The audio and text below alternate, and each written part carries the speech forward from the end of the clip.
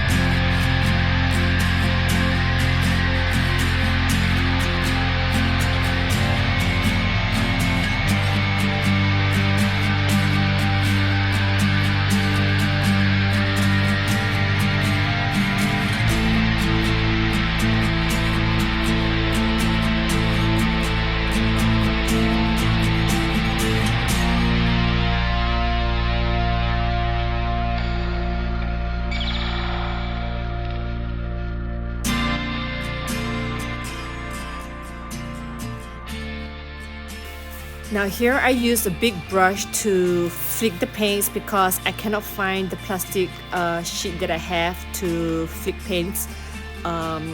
So that's why I just use a brush, but you can use any flat things or a flat palette knife or a spatula or your fingers, so you can use all sorts of tools as well, just that I cannot find that plastic sheet of mine, so that is why I use the brush.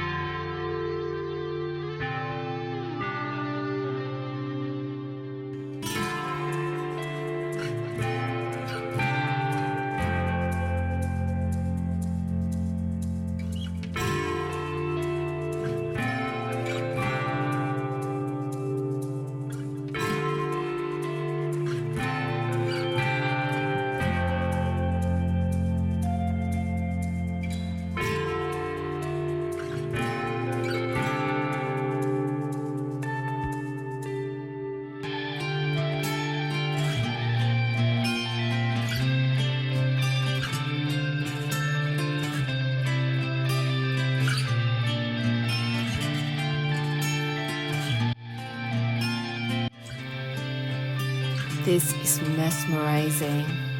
All the beautiful metallic colors. The horse just stands out so much. And if you ask if I intentionally made it into an animal, yes, I did. Because intentionally creating a figure using acrylic technique is extremely difficult. So that's my whole goal, is to create something different, something unique and interesting. So hope you guys really enjoyed this video.